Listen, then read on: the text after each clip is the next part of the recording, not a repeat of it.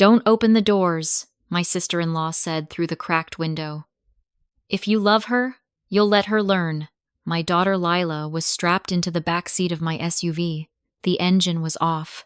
The Arizona sun was beating straight through the glass. Her face was slick with sweat, eyes wide and unfocused. She tried the window button again and again. Nothing. Child lock. I grabbed the handle. Locked. I yanked harder. Locked. Lila mouthed. Mom, like her throat couldn't make sound anymore. Marin stood there holding my keys, calm as a therapist. "She's fine," she said. "This is for her own good. For the family." That was the moment it hit me clean and terrifying. My kid is not safe around these people. I slammed my palm on the window. "Unlock it. Now." Marin's smile tightened. "Hazel, don't do something you'll regret." I looked at Lila's lips drying out. I looked at her hands shaking. I scanned the lot, saw a fist-sized rock by the curb, and my body moved before my fear could talk. "I'm Hazel, 32.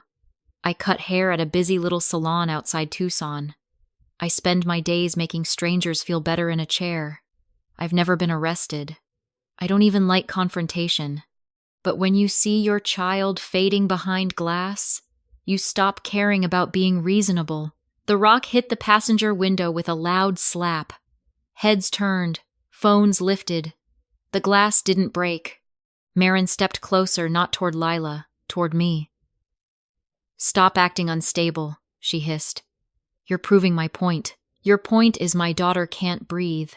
I shot back. Marin lifted my keys like a warning. "Give me the rock.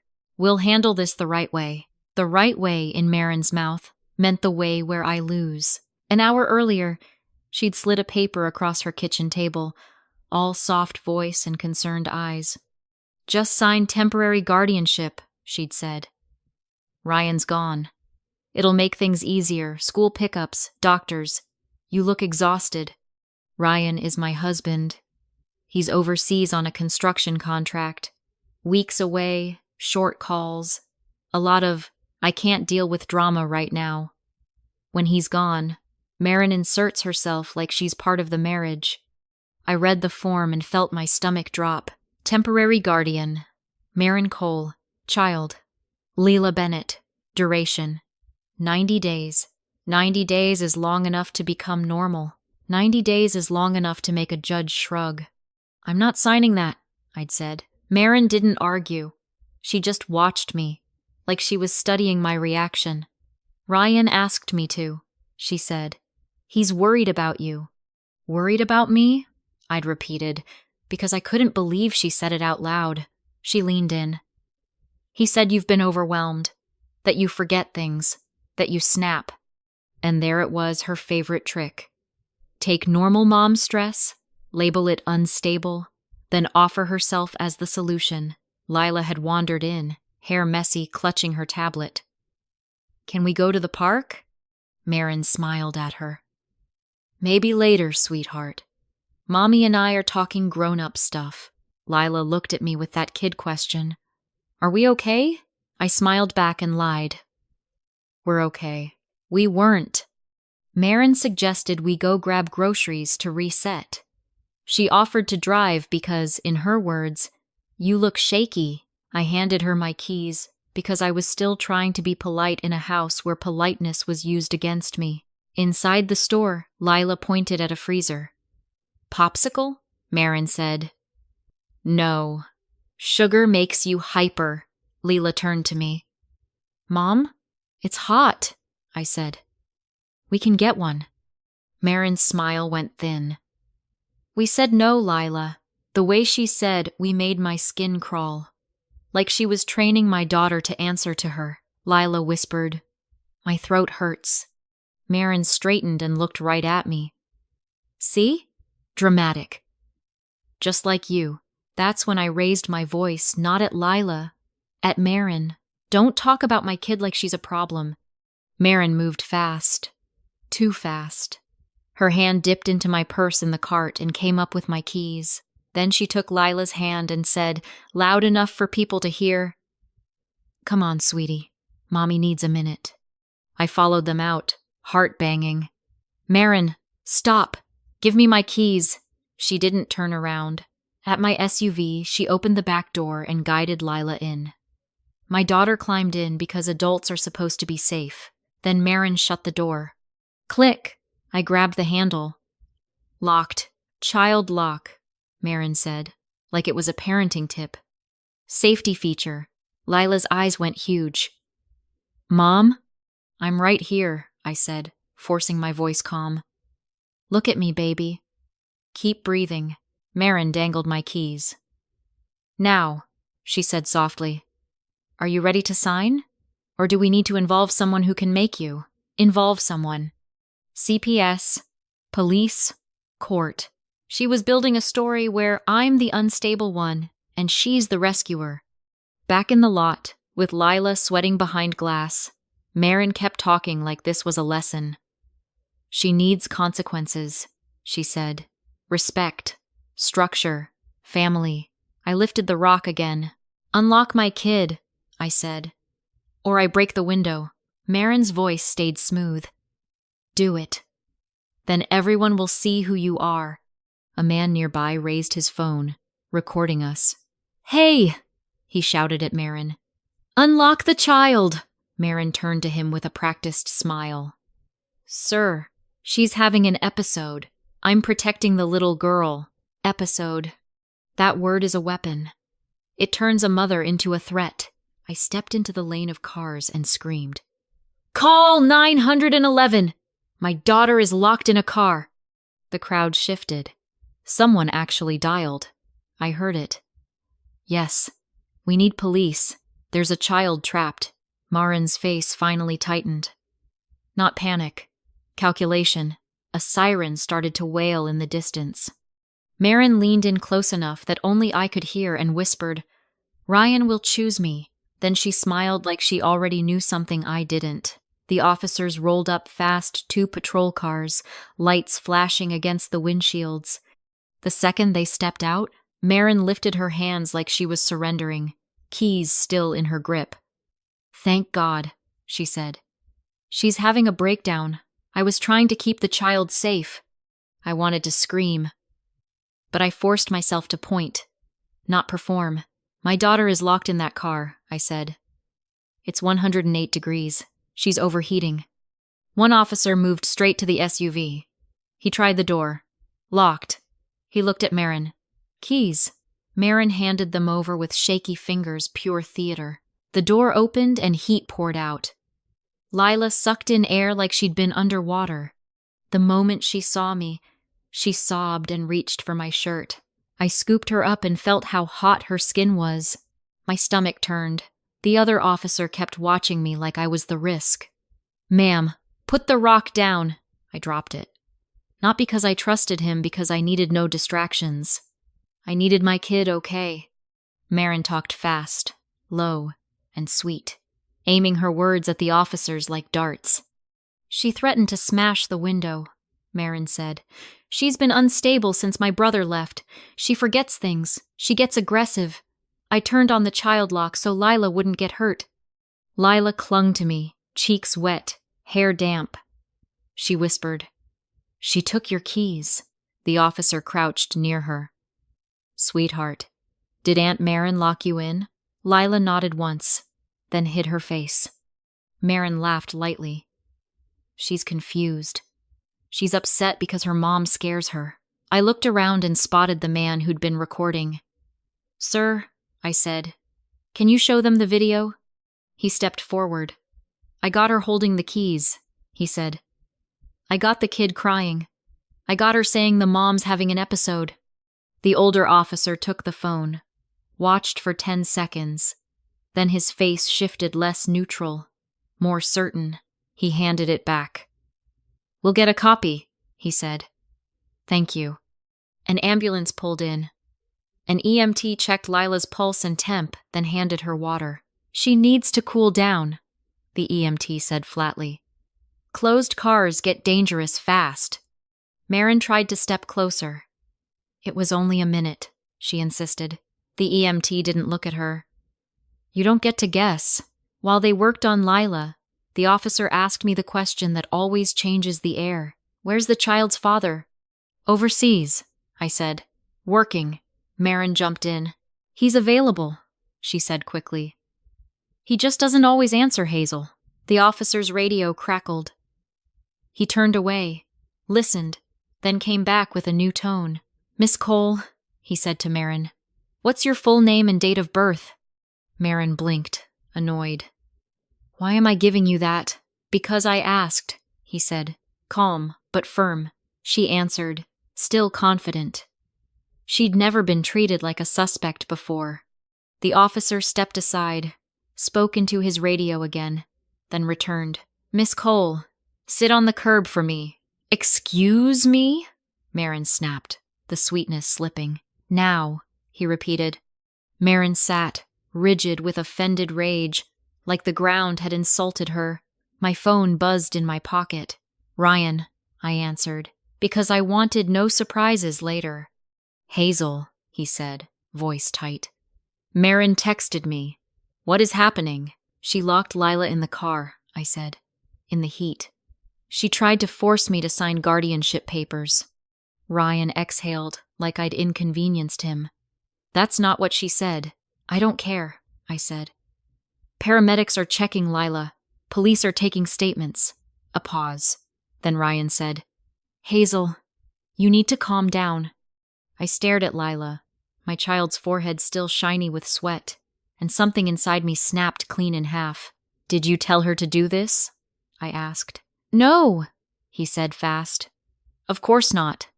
Then why is she acting like she already has rights to my daughter? I pressed. Another pause longer this time.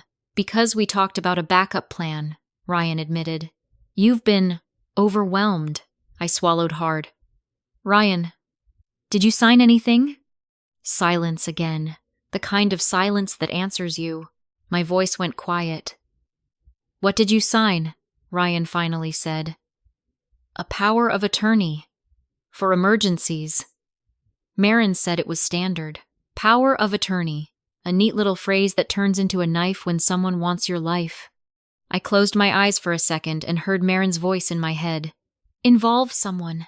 This wasn't a spur-of-the-moment stunt. This was a plan with paperwork. The officer walked back to me while Lila sipped water. Ma'am, he said, I need you to know something.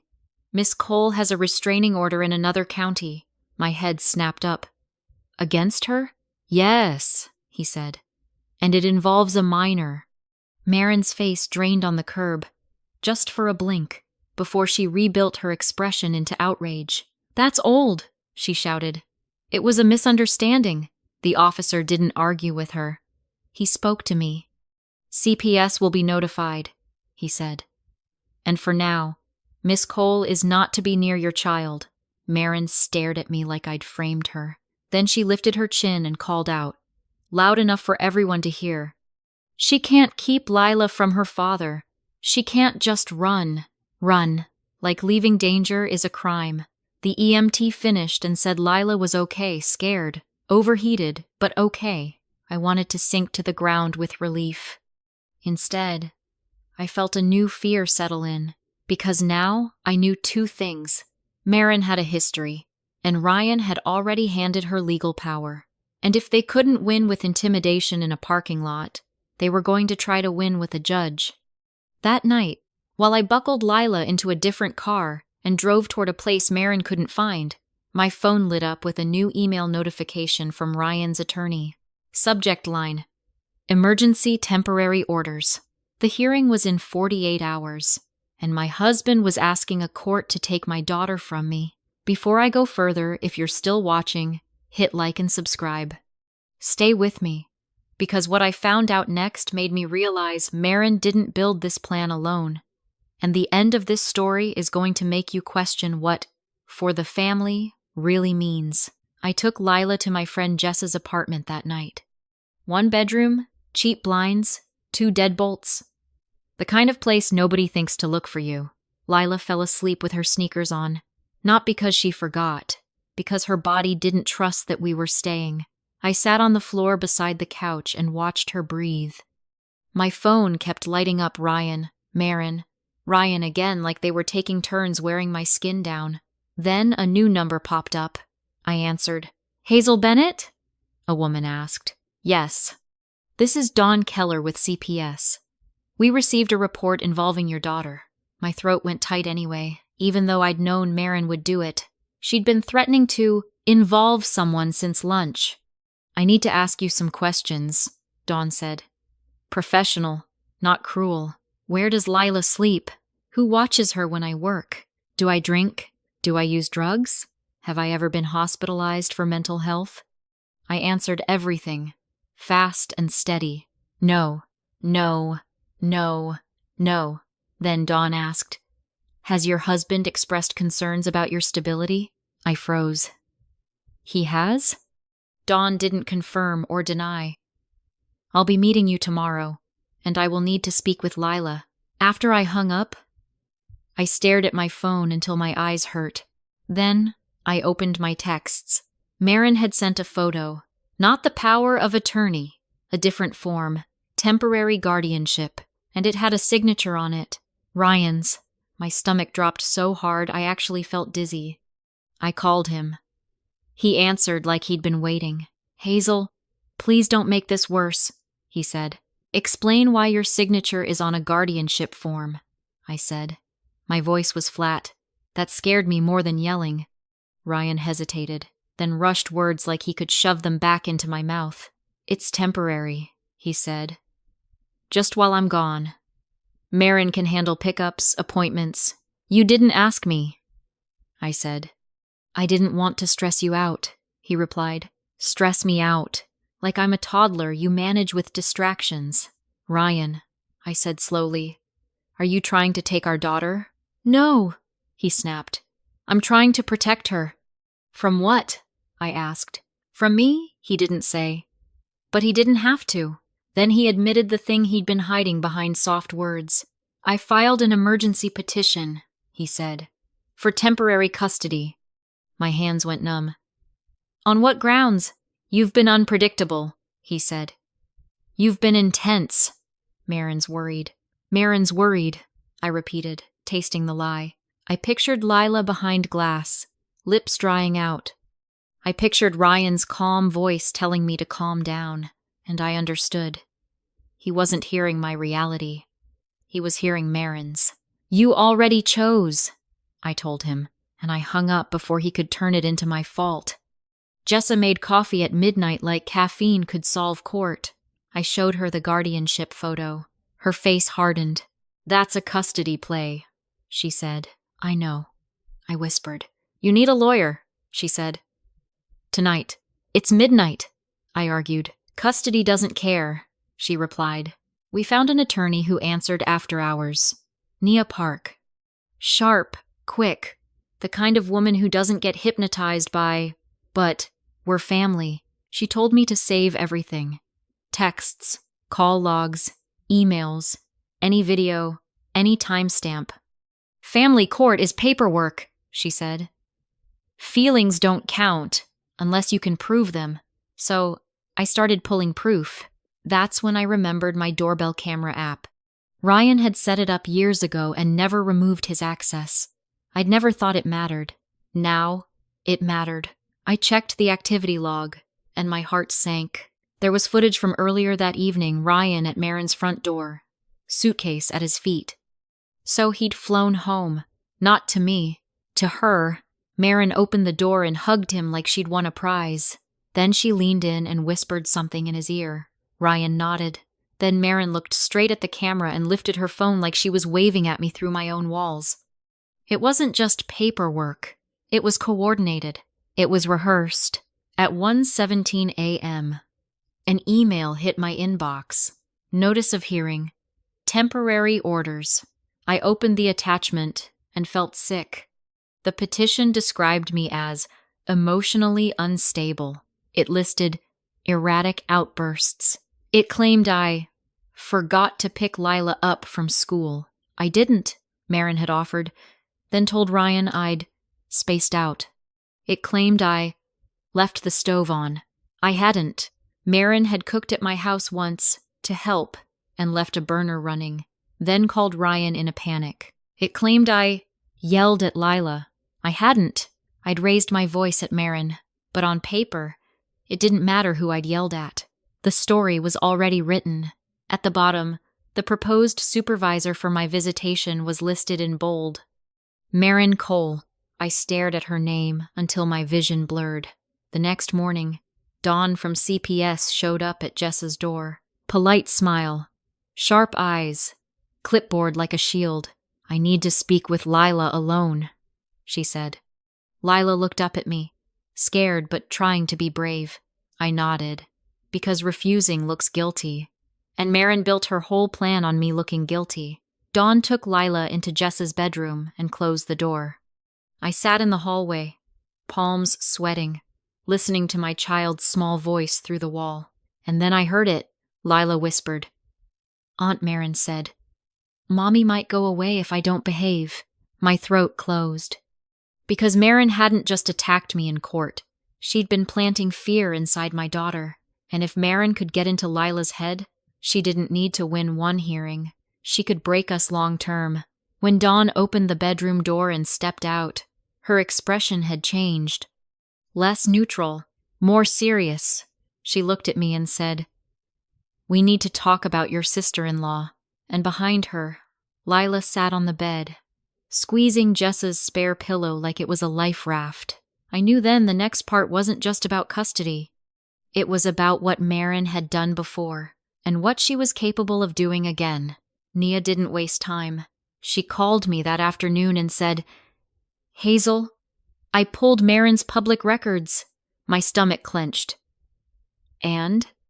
There's a protective order against her, Nia said. Different county. Filed by a teenager. Allegation. Unlawful restraint. My skin went cold. Unlawful restraint is a fancy phrase for something simple. Trapping someone who can't fight back. Nia emailed the documents. I read them on Jessa's kitchen counter while Leela colored in silence. The petitioner was a 15-year-old girl named Talia. Talia said Marin locked her in an isolation room at a behavioral program for talking back. Not for violence. Not for self-harm. For disrespect. That word again. Respect. Marin used it like it was holy. Talia wrote that she banged on the door until her hands hurt. Talia wrote that Marin told her, You'll come out when you learn. Talia wrote that she couldn't breathe. I looked at Lila and felt my throat burn. Same method. New victim. Nia didn't dramatize it. She just said, We're putting this in front of the judge. That night Ryan called again. His voice sounded annoyed, like I was making his trip inconvenient. Hazel, why are you doing this? He said. Marin is trying to help. Did she help Talia? I asked. Silence.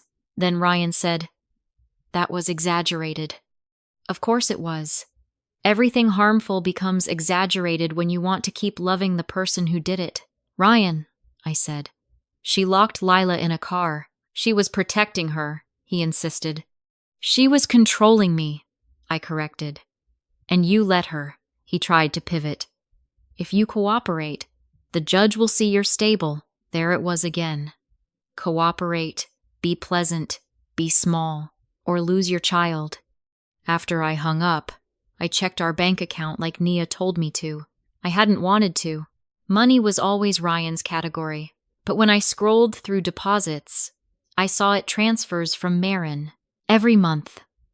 Sometimes labeled for bills or for Lila, or my favorite, for family. She wasn't just inserting herself. She was paying her way into being necessary, and Ryan had taken the money, which meant he'd taken the leash. The hearing day arrived fast. Family court isn't cinematic. It's fluorescent lights and parents trying not to cry in public. Nia sat beside me, calm in a way I wanted to borrow. Lila stayed with Jessa because Nia refused to let my daughter become a courtroom prop. Ryan appeared on video from a hotel room overseas, face stiff, tie crooked. Marin sat in the courtroom behind his attorney, close enough to whisper, close enough to steer. The judge was a woman with silver hair and eyes that had seen every kind of for the child lie. She asked Ryan why he filed emergency orders. Ryan read his statement like it was rehearsed. He used words Marin had fed him.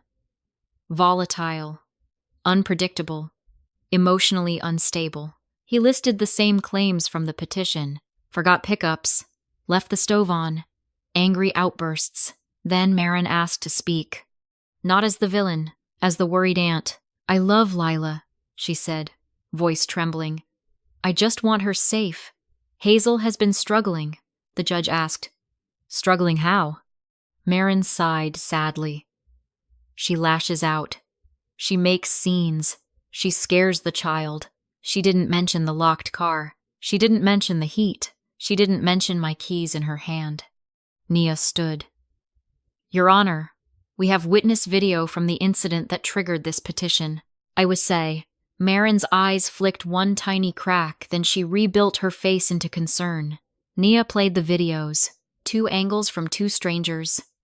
Clear view of Marin holding my keys while Lila cried in the back seat. Clear audio of Marin saying, "She's having an episode." Clear audio of me screaming for someone to call 911. The courtroom got very quiet. The judge paused the video and looked at Marin. Miss Cole, she said. Why did the child locks appear to be engaged? Marin smiled. For safety. In a closed vehicle in Arizona heat, the judge repeated, flat. Marin's smile wobbled. Nia introduced the protective order. Marin's attorney objected. The judge allowed it. Nia also submitted employment records showing Marin had been terminated from the youth program after internal complaints. The judge asked Marin, "Were you employed at a residential facility for minors?" Marin's chin lifted. Briefly. I resigned. The judge slid the termination record closer. This says otherwise. Marin's face tightened. That program was corrupt. The girl lied. The judge didn't bite. And now you claim Hazel is the liar. Ryan's face on the screen went pale. He looked at Marin like he'd been hit with a truth he didn't want. The judge turned to him. Mr. Bennett, she said. Did you know your sister has a protective order involving a minor? Ryan swallowed. No, Your Honor. Marin's eyes snapped toward him, tiny, furious. The judge leaned back and said, Emergency orders denied. Primary custody remains with the mother. No third-party supervision by Miss Cole. And Miss Cole will have no contact with the child pending CPS review. I exhaled so hard my chest hurt. Marin didn't cry. She didn't apologize.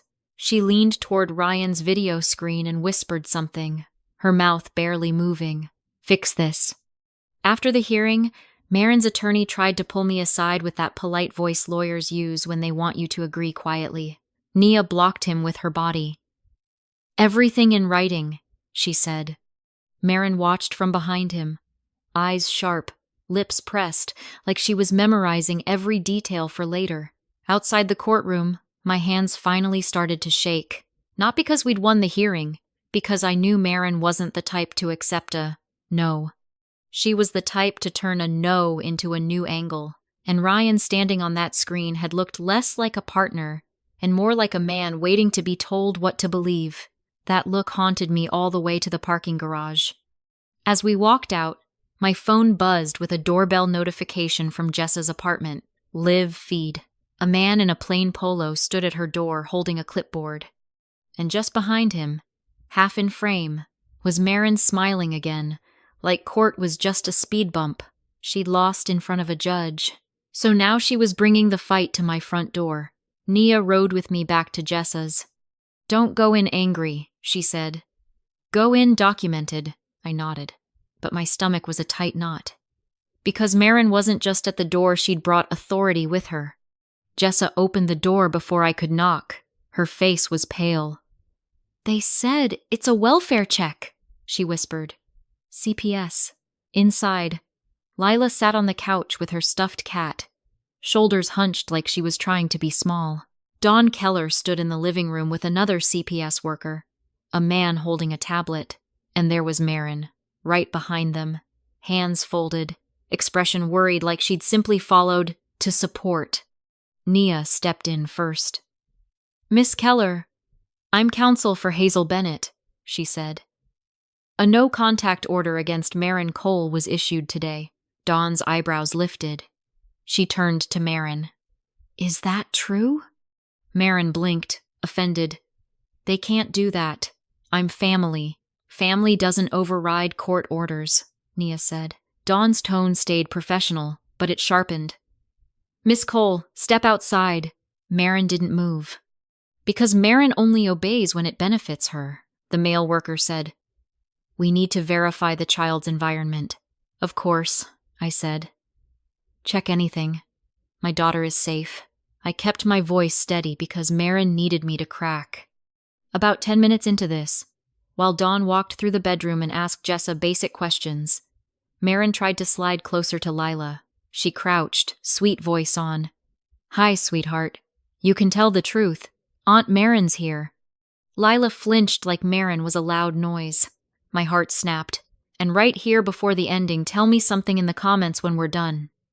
If you saw a relative use concern to scare your child, would you cut them off immediately? Or try to keep the peace for the rest of the family? I need to know how other people would handle this, because I still replay it in my head. Nia stepped between them. No contact, she said, firm. Marin looked up at her with fake tears. I'm only trying to help. Hazel is unstable. Dawn turned fast. Miss Cole, I said outside. Marin's mask slipped for half a second into anger. You're all being manipulated. Then she forced the smile back and pointed at me. She's coached Lila. She's turning her against her father. Lila's voice came out small but clear. You locked me in the car. Silence. The kind that makes your skin buzz. Marin laughed lightly. Honey, you're confused. I'm not, Lila said, eyes wet. It was hot, and I couldn't get out. Dawn's face changed less neutral, more alert. She looked at Marin like the puzzle piece finally clicked into place. Marin stood up too fast. She's repeating what Hazel told her, I said quietly. Lila's describing what happened, Marin snapped. Because you're poisoning her! Dawn lifted her phone. Miss Cole, step outside now or I'm calling law enforcement for violation of the order. Marin's eyes widened. You can't do that. Dawn didn't blink. Watch me. That's when Marin tried one last move. She pointed at the coffee table. What is that? A prescription bottle sat there, cap on, bright orange against the wood. Jessa blinked. That's not, Marin gasped. Hazel, you leave medication where the child can reach it? She turned to Dawn with her hand on her chest.